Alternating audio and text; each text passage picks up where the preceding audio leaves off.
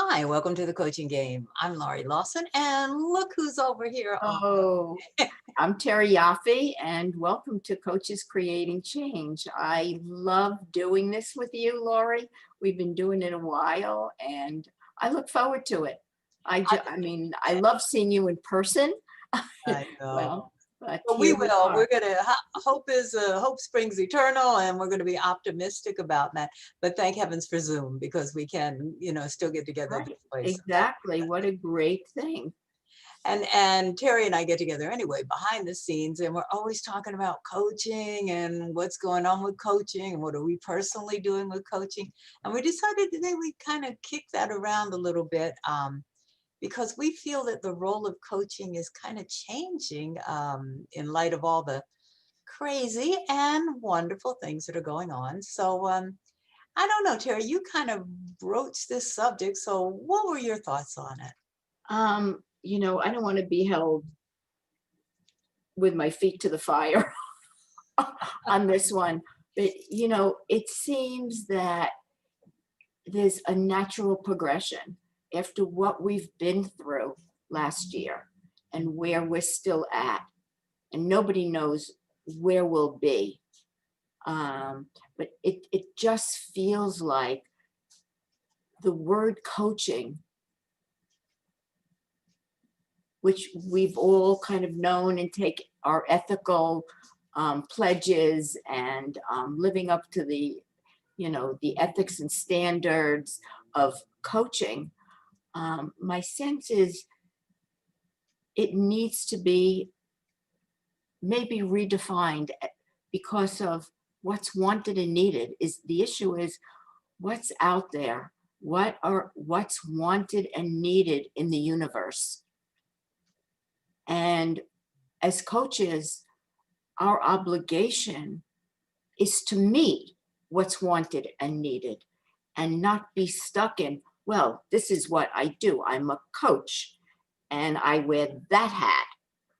Um, I just don't see that. I was having this discussion and how it came up with a fellow friend coach. And I said, coaching just sounds like an old word. Not that it is. So my thinking or my thought, and obviously it's my perspective, where do we go? How do we serve our clients? Interesting, because and I think you remember in 2000, was it 19 or last year? Last year was just such a blur. But anyway, International Coach Federation changed its name to International Coaching Federation, Mhm. which in a sense was an expansion because it was originally, created for coaches. And then it was like, no, it's coaching. And so they've expanded that a little bit, but I think you've kind of hit the nail on the head, because if we've learned nothing from 2020, it's that flexibility and adaptability is the name of the game. So even though we've expanded coaches to coaching, it's like coaching out there is, we have to be ready to meet the need. Even if we're not sure what that need is, we've got to stand out there and say, okay, here's what I see as the need right now, and let me give it a try. So that's it. And we've learned you can predict the future all you want, but it's just there's no guarantee. There's no guarantee. No, there isn't. And I think as coaches, we have to follow the lead of our clients and what's wanted and needed for each of them. And certainly what we saw last year was managers, owners, CEOs, whatever title you want to call the boss, um, it's morphed into being a vulnerable human being. Oh, that's interesting. They've had to be that, going from control to collaboration. Because here were people working remotely, not knowing, excuse me, what was going to happen to their jobs. Were they going to be laid off? Was the company going to fold? And all of this was on the shoulders of leaders.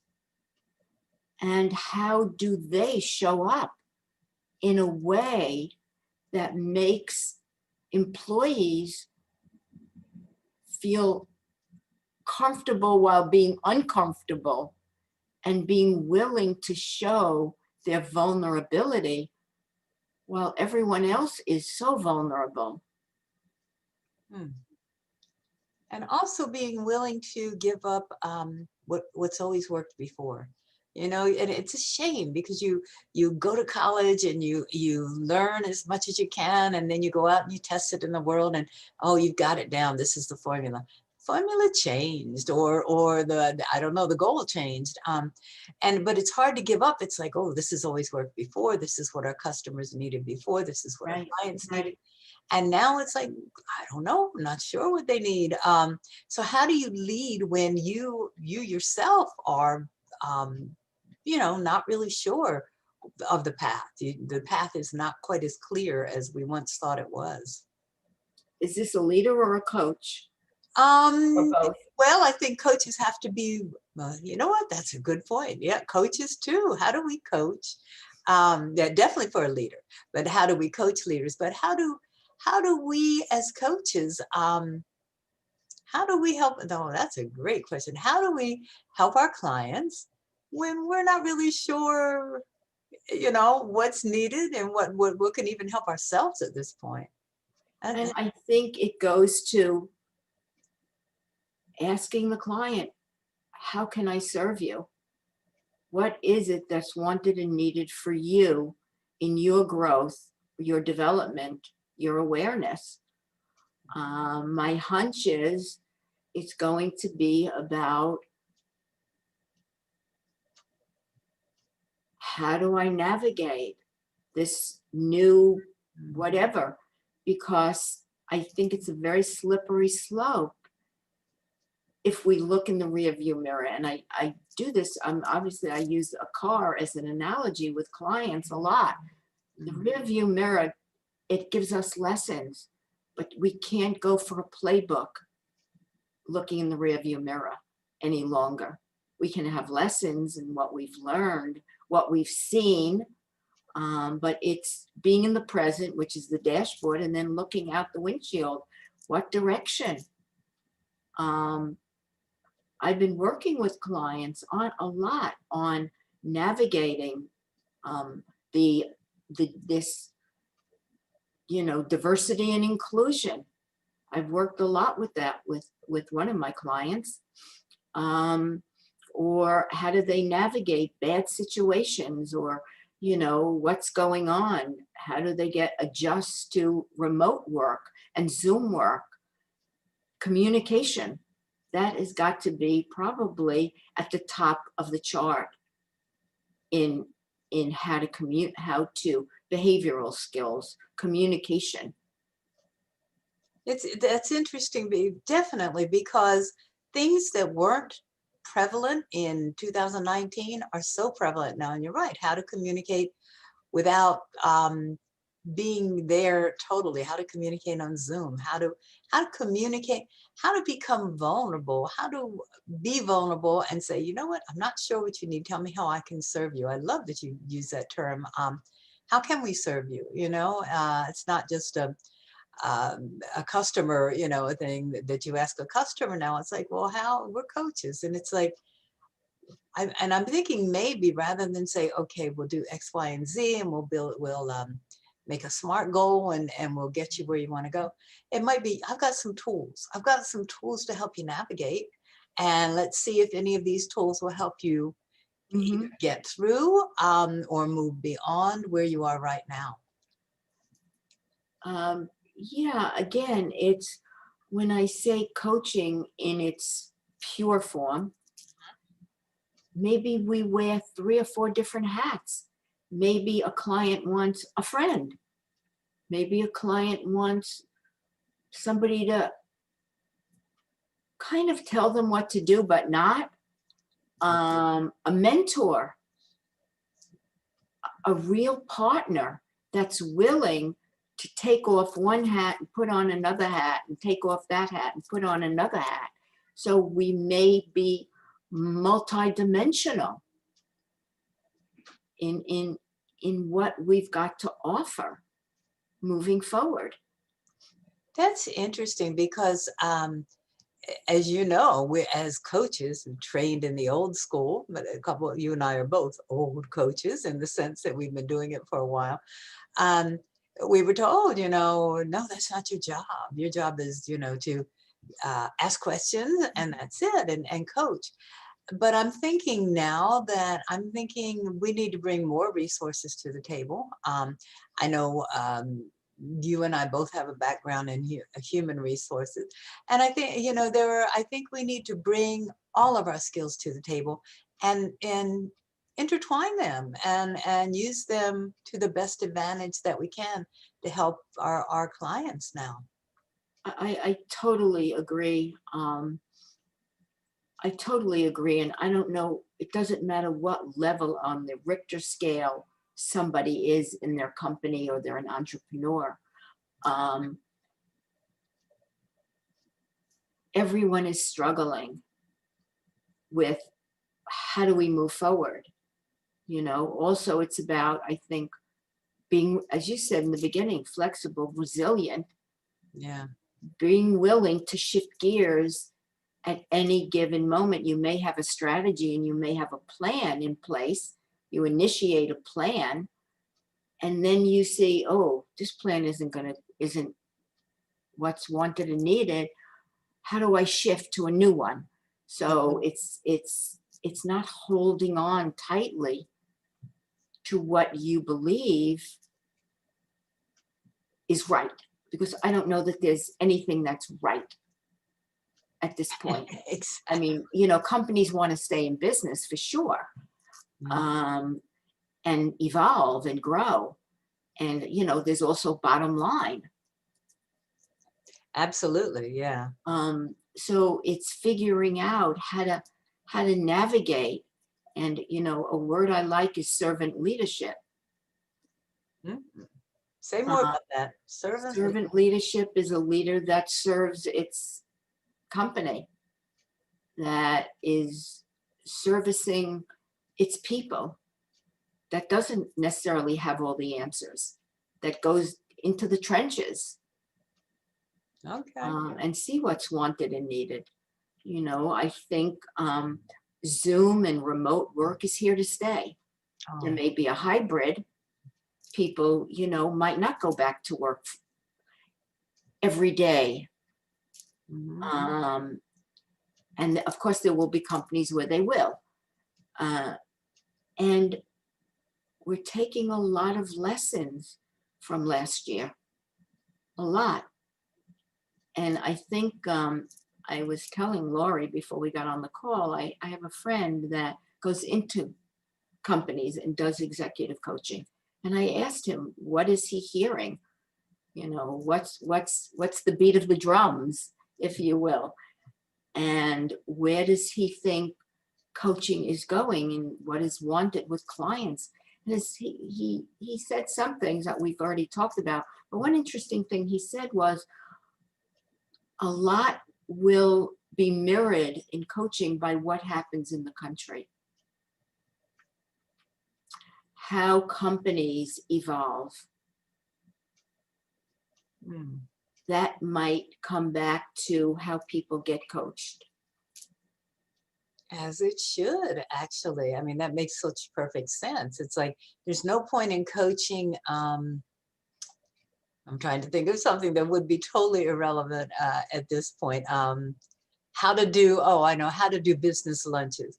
That doesn't happen right now. So there's no sense in coaching how to do that. It might be, we might coach how to network in other effective ways. So yeah, it definitely has to mirror what's going on, and it has to be so ready to change, so ready. I know you wrote a blog a million years ago now, and I love it. The title, it's Dancing on Shifting Sands. And it's like, you really have to become very nimble and very flexible and within balance if you can. And it's hard because we're all going through this, coaches and other not coaches. But you really have to sort of be willing to just at the drop of a hat go, oh, all right, I see a need here, you know, whereas I thought I was going this way, but I'm really going that way. And just move with the tide. Is that a good Yeah, analogy? Yeah. that's true. And I honestly, we are servant coaches, if you will. We're trying. Yeah. We serve our clients. Yeah. And it's all about, for us not to figure it out, but for, to ask them the questions. What's wanted and needed right now? What's going on? Where are your strengths and where do you see your challenges? Certainly a big challenge is, how do I be vulnerable and not appear weak? Mm. Because so many people and clients, many clients, think of vulnerability as being weak. Definitely. And that I hope is going to be something, I hope that's a lesson that we're going to continue to learn. And just the strength in vulnerability, you know, it's like how it just creates a bond because we're all vulnerable in a certain degree. So how it creates a bond with everyone if you're truly, rather than the bully, you know, um, Mm. Mhm. which we've all experienced. And that's Yeah. another shift too. I mean, now that our politics went from one end of the spectrum, hopefully to the other end, and we're going to swing in the middle at some point. And we have to ride with it, whether we like it or not. We had to deal with 2020. We have to deal with 2021. So it's all out there. And you're right. I think coaching just is not. It has to be a bigger Mhm. scope, a bigger view or something, Mhm. because we're dealing with politics, we're dealing with personal stuff, we're dealing with our clients, and we're dealing with businesses that have changed.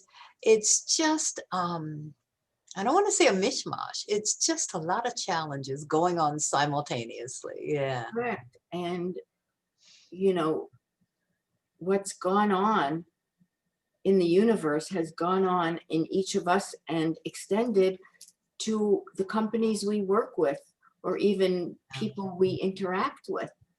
It's and it's I think nobody has a handle on where we're headed really. Um, you know, I think there's new roadmaps to be created. And In I'm pencil, sure, not in ink, because we just aren't sure. We'll do them in pencil, and so we can right, erase it if we exactly. need. It Yeah, doesn't have to be in ink exactly. or blood. Right. Yes, really. Um, and I'm sure the ICF is also looking at redefining, rebranding, re-identifying how they put the word out, what their definitions are. Mhm. Um, just makes sense. Well, they've created a new logo, not that, Yes. but it's more colorful, and I Mhm, like that. mhm, And mhm. they've also created one of, they're calling it families now, and one of their families has been entitled Leadership Thought, and it's just like Leadership what? thought. Okay. And it's like, okay, how or do we combine computer, intelligence with coaching? Can it be done? Can one replace the other?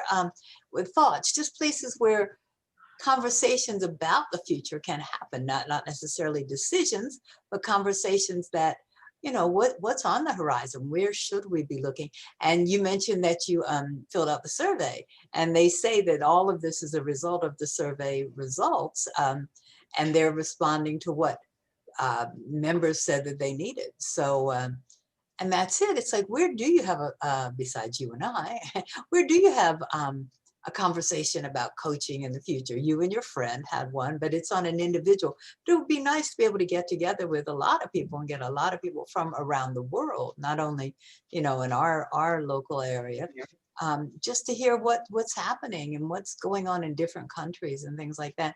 So the expansion, I'm going to say, is on. And what it means for us. I just think a willing that we have to be willing to expand also. I love that. We should bring that up to ICF. There should be a global Zoom about Right? what's going on wherever you are. What do they find is wanted and needed? Yeah. I would, of course, I'm going to go out on a limb here, but I am sure that there's a common thread of what's wanted and needed, what's changed, what skills are most needed at this time. Compassion, more of the soft skills, the emotional intelligence, Yeah. rather than the EQ, the IQ, instead of the IQ, the EQ. Mhm. Yeah, yeah, and you're right. That's probably very universal. I think another problem is it's like our leaders, and I'm talking that internationally now, our leaders have changed. We used to be, USA, number one. I'm not sure we're there now. And that's humbling and vulnerable, but it's like, okay, what role do we play as number two or three or however far down you want to put it? Um, and it would just be interesting to see. There might be some valuable, valuable lessons we can learn from other countries. I what I've been thinking about was President Biden in one of his talks talked about he will not tolerate any kind of inhumane ways of dealing with people. He said it. He said there will be no infighting. There will be no name call. I'm paraphrasing. Yeah, No no. name calling. Everyone will be treated with respect. And if that's not done, you're fired or you're being let go.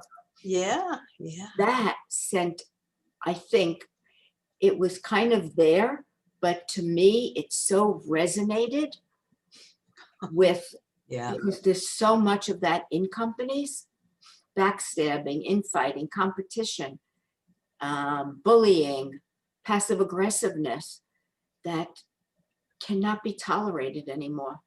Yeah. Social injustices. And even though the message seems soft, to me, it was very loud and very clear.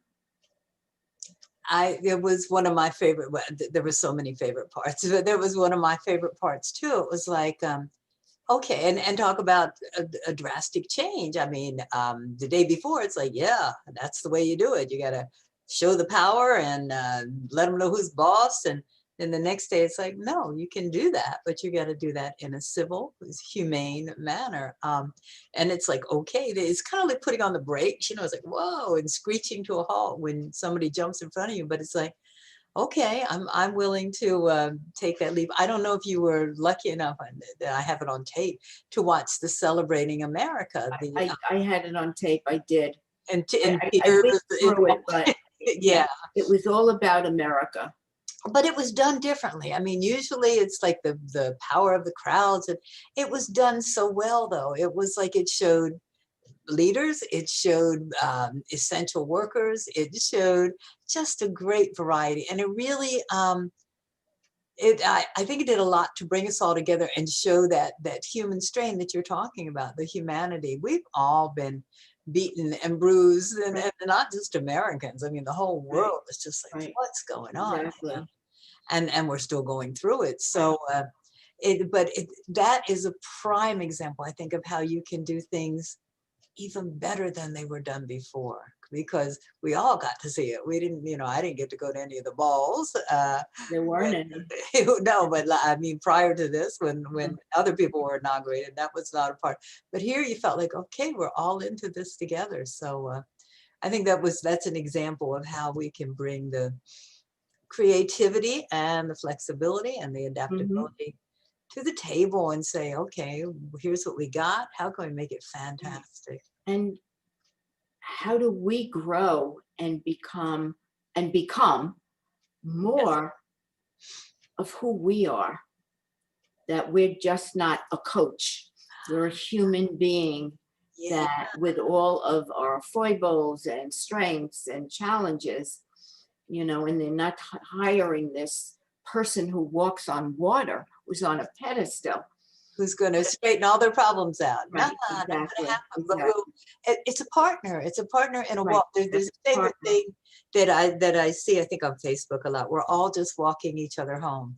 And Mm, I love that because that's mm, really what we're doing. We're just mhm. walking each other, and we might have to drop somebody along and pick somebody else up. But Right.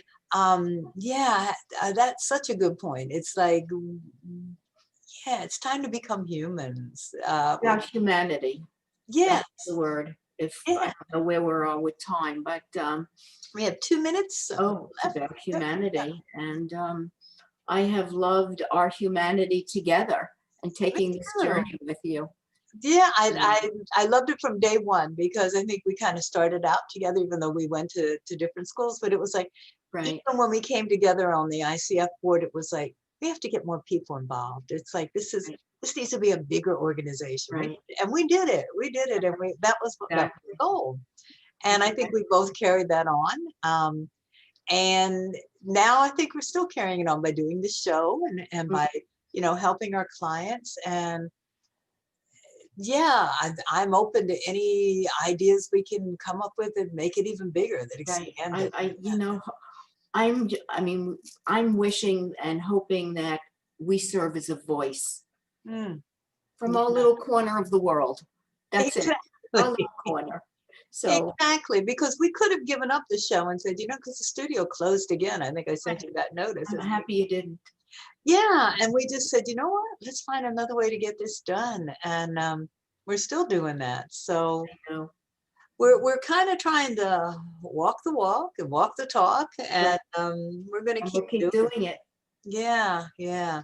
And so will ICF because they just did a whole rebranding and Mm, listened to people who they sent out the survey and they listened to the responses. So they're kind of doing their thing too. So I think we're in the right group, and we are. there is a right group anymore. We're in a good group. We're in a good group that wants to go forward. So It's been a lovely conversation. If anyone has any thoughts or, oh, let us know.